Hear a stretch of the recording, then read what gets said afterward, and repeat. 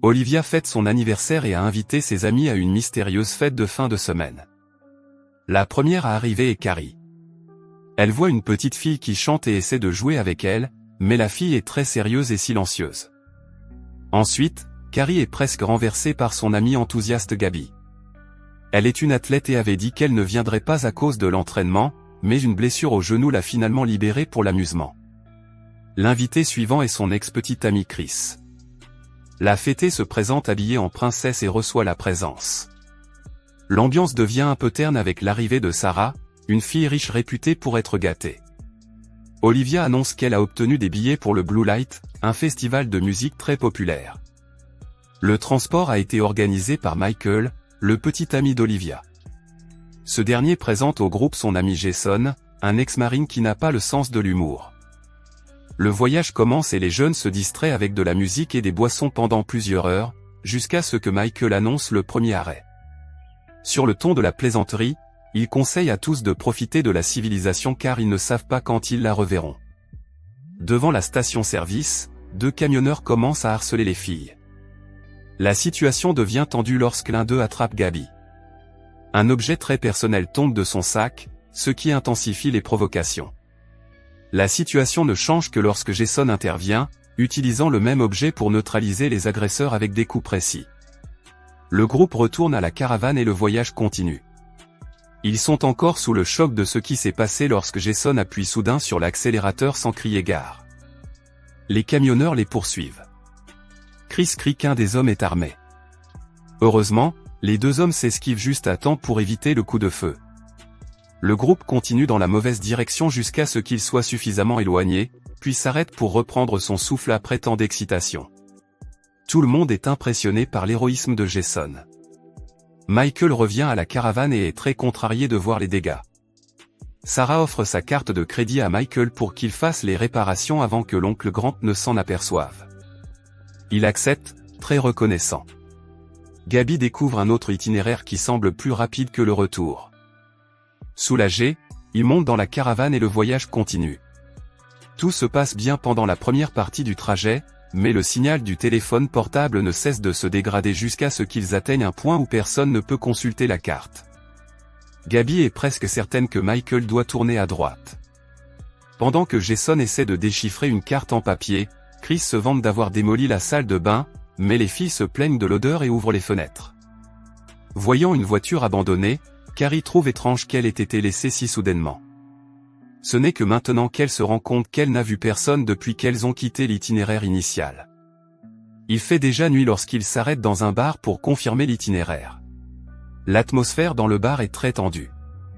Le serveur affirme qu'il n'y a pas d'itinéraire alternatif et demande au groupe de faire demi-tour et de retourner sur la route principale. Michael commence à s'irriter contre ces gens. Craignant le pire, Carrie décide de le faire sortir du bar au plus vite. Elle voit passer sur la route un camion étrangement familier, mais préfère ne pas éveiller les soupçons. De retour à la caravane, Jason dit que la carte physique montre aussi l'itinéraire alternatif. Ils n'ont qu'à continuer tout droit jusqu'à ce qu'ils atteignent l'autoroute. Tout le monde est d'accord et le voyage continue. Les filles se distraient avec des jeux de questions, jusqu'à ce qu'une forte détonation interrompe leur plaisir. Il semble que la caravane ait heurté quelque chose, mais Michael dit qu'il n'a rien vu. Carrie pense que quelqu'un devrait vérifier, car il pourrait s'agir d'une personne. N'ayant pas d'autre choix, Michael s'empare d'une torche et se rend à l'extérieur. En inspectant l'avant de la caravane, il dit qu'il n'y a pas de traces d'impact. Ce n'est qu'à ce moment-là qu'il se rend compte que la route traverse une forêt dense. Le vent dans les feuilles fait un bruit qui ressemble à celui de quelqu'un qui bouge. Jason démarre le moteur pour permettre à son ami d'examiner le problème. Lorsque la voiture démarre enfin, tout le monde explose de joie, sauf Michael qui semble avoir vu quelque chose d'étrange. Olivia le suit des yeux alors qu'il part enquêter. Soudain, il se met à hurler de désespoir, mais ses amis ne voient rien. Il demande ce qui s'est passé, mais Olivia est en état de choc et ne peut même pas parler. Jason est en train de s'occuper d'elle lorsqu'un bruit d'animal fait sursauter tout le monde, et le pire est encore à venir. Un chœur de voix déformée commence à répéter le nom de Michael, comme si plusieurs personnes s'étaient cachées dans la forêt pour faire une blague cruelle. Jason est lui aussi effrayé, mais son regard de héros l'emporte et il part à la recherche de Michael. Par la fenêtre latérale, il sent qu'il a vu quelque chose, mais ne dit pas ce que c'est. La voix démoniaque appelle à nouveau Michael et commence à émettre des sons absurdes. Jason essaie de comprendre d'où vient la voix, mais l'odeur se déplace très rapidement, l'entourant toujours comme si elle s'approchait. À ce moment-là, la lumière du téléphone portable s'éteint. En un éclair, le visage transformé de Michael apparaît devant lui. Dans la caravane, les filles entendent une série de coups de feu. Carrie rassemble tout son courage pour jeter un coup d'œil à l'extérieur. Plaçant ses mains sur la fenêtre, elle ne voit pas l'autre paire de mains s'approcher d'elle. Carrie sursaute lorsque ses doigts l'effleurent et que la porte de la caravane s'ouvre brusquement. Les filles ne respirent même plus sous l'effet de la tension. Jason apparaît alors sur le seuil. Quelque chose le tire avec une force spectaculaire et tout ce qu'il a le temps de dire, c'est que tout le monde doit courir. Au lieu d'obéir, elle se précipite pour faire le contraire. Gabi tire sur la porte de toutes ses forces, tandis que les deux autres ferment les fenêtres. Ils entendent la voix monstrueuse à l'extérieur, qui parle une langue inconnue sur un ton menaçant. Sarah n'en croit pas ses yeux lorsqu'elle voit toutes les fenêtres ouvertes et la porte à nouveau grande ouverte, comme si elle ne venait pas de la fermer. Elle saisit le volant et démarre le moteur, espérant laisser le danger derrière elle. Malheureusement, elle ne va pas très loin. La remorque s'arrête brusquement et quelque chose commence à la tirer vers l'arrière. Puis le moteur s'arrête et Sarah se rend compte qu'ils se trouvent exactement à l'endroit où ils étaient auparavant.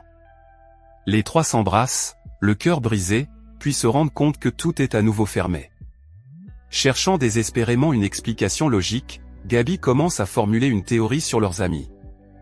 Jason et Michael se connaissaient avant le voyage et ont peut-être tout planifié. Carrie trouve l'idée absurde, car Michael ne ferait jamais ça à sa petite amie. Gabi suggère qu'Olivia pourrait également être impliquée. En plus d'être connue pour ses blagues sur les réseaux sociaux, c'est elle qui a promis un week-end inoubliable, ce qui peut vouloir dire beaucoup de choses. Sarah commence à croire à cette théorie. Gabi commence à enregistrer une vidéo, racontant toute l'histoire et se moquant d'Olivia, mais lorsque Sarah souffle une bouffée en plein visage de la victime, celle-ci ne réagit pas, ce qui prouve que leur théorie ne tient pas la route. Quelque chose commence à frapper sur la caravane et des rugissements terrifiants s'élèvent de partout. Gabi, qui essaie toujours de rationaliser les événements de la nuit, dit que l'ennemi pourrait être une sorte d'animal sauvage. Carrie se souvient alors des camionneurs et leur dit qu'elle a vu un véhicule similaire devant le bar. Les trois commencent à s'insulter jusqu'à ce qu'elles entendent la voix d'Olivia. Olivia se tient tranquillement au milieu de la caravane et parle à quelqu'un sur son téléphone portable. Les autres vérifient leur téléphone et se rendent compte qu'il n'y a toujours pas de signal. En retournant à l'entrée, ils se rendent compte qu'Olivia a tout simplement disparu. Elle a laissé son téléphone portable, qui se met à sonner à ce moment-là. L'appel de Michael apparaît sur l'écran. Furieuse contre le garçon, Sarah répond. Ce qu'elle entend en réponse défie toute explication. C'est sa propre voix qui répète ce qu'elle dit presque simultanément. Puis elle aperçoit Olivia, seule dans la rue. Gabi essaie de sortir pour aller la chercher, mais la porte ne s'ouvre pas du tout. Olivia commence à s'éloigner, tandis que les autres crient désespérément, la suppliant de revenir. À quelques mètres de la caravane, elle se met à parler comme si elle conversait avec Michael. Plusieurs silhouettes fantomatiques entourent la jeune fille. Elle rit, complètement hors d'elle. Mais lorsque les apparitions se mettent à chanter Happy Birthday, la peur lui fait reprendre ses esprits. Olivia se met à courir et trébuche à mi-chemin. Un épais brouillard s'installe sur elle et ses amis la perdent de vue. Elle se relève et court jusqu'à la caravane, mais ne parvient pas à ouvrir la porte. Mais ce que les filles voient est différent. Il y a une autre Olivia au milieu de la rue, qui fait des gestes qui correspondent à ce que dit la vraie Olivia. Elles ne se rendent compte du désordre que lorsque son amie frappe à la porte et la supplie de l'ouvrir. Gabi s'afflige en pleurant, mais Sarah ne la laisse pas ouvrir la porte. Il n'y a aucun moyen de savoir laquelle des deux Olivia est un être humain.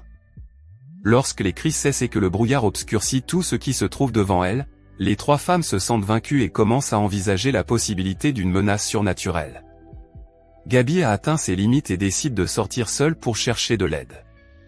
Gabi prend une hache et ouvre la porte. À la vue de ce qui reste d'Olivia, elle se met à hurler et est inconsolable de ne pas avoir laissé entrer son ami. Gabi part et les deux femmes font de leur mieux pour sceller complètement l'intérieur du véhicule. Un écran s'allume alors sur le tableau de bord, montrant l'intérieur de la caravane en temps réel. Bien qu'une caméra cachée ait expliqué la vidéo, seule Sarah apparaît, comme si Carrie était invisible. Sur l'écran, une autre personne est visible en arrière-plan. Avec un grand soulagement, il découvre qu'il s'agit de Chris. Faisant des blagues sur l'état général de la caravane, il prend l'un des livres de Fallon. L'ouvrage traite d'occultisme et les filles comprennent immédiatement que l'oncle Grant n'a que des livres sur ce sujet. Elle raconte tout à Chris, qui n'en croit pas un mot et se moque d'elle, mais les hurlements et les rugissements reviennent. Moins d'une minute d'attaque suffit à lui faire changer de ton. À la surprise générale, il révèle qu'il a un diplôme d'ingénieur et qu'il sait comment réparer le véhicule. Malheureusement, cela implique un déplacement hors de la ville. Sarah s'installe au volant pendant qu'il bricole le moteur. Ils parviennent à démarrer le moteur et, une fois de plus, font la fête trop tôt. Sarah prévient que le réservoir est vide. Carrie dit qu'elle a vu Jason remplir la réserve, et ils doivent donc faire demi-tour. Alors qu'elles avancent, la porte de la caravane s'ouvre d'elle-même. Sarah est hantée par la voix d'Olivia et doit se boucher les oreilles pour ne pas devenir folle. Pendant ce temps, les deux autres ne rencontrent pas de problème majeur. Ils ne semblent pas entendre les cris de Sarah, même si la porte est ouverte. À ce stade, la jeune fille voit déjà double. Sarah charge l'envahisseur et réalise, horrifiée, qu'elle vient d'attaquer son amie. Carrie réagit très calmement, mais seulement jusqu'à ce qu'elle baisse le regard. Son cri alarme crie et la porte se referme d'elle-même avant qu'il ne puisse monter à l'étage. C'est à ce moment-là que des phares apparaissent au loin. Une voiture approche. Chris se précipite vers elle en faisant des signes d'excitation. Sarah profite de ce moment de calme pour s'excuser de l'affaire du couteau. Carrie comprend et dit que ce n'était pas sa faute. Chris s'approche de la voiture quand les phares s'éteignent sans prévenir. Le jeune homme tente de s'enfuir, mais le choc est inévitable. Il reste accroché aux cornes de l'horrible ornement et ses amis assistent à sa fin tragique. Épuisée, Carrie regagne son siège en titubant et finit par s'endormir. La radio s'allume toute seule et la voix de la petite fille chante la même chanson. Carrie casse la radio. La brume bleue envahit alors la caravane et commence à dominer l'environnement. Les deux femmes décident de s'échapper et de se battre pour survivre, mais lorsque Carrie part, la porte se referme avant que Sarah ne puisse la suivre. Carrie la voit par la fenêtre être absorbée par le brouillard puis écrasée. La caravane se met à scintiller comme si elle était sur le point d'exploser. Carrie s'enfuit dans la forêt. Inexplicablement, la chanson pour enfants continue de jouer partout où elle va. Lorsqu'elle atteint une route très fréquentée, il fait déjà jour. Un camion à l'allure familière passe à grande vitesse et disparaît. Sur l'autre route, une voiture remplie de jeunes gens passe devant la caravane vide. L'un d'eux trouve étrange qu'elle ait été laissée ainsi, sans aucun avertissement, mais personne ne s'inquiète trop, car ils sont tous impatients d'arriver bientôt à la lumière bleue.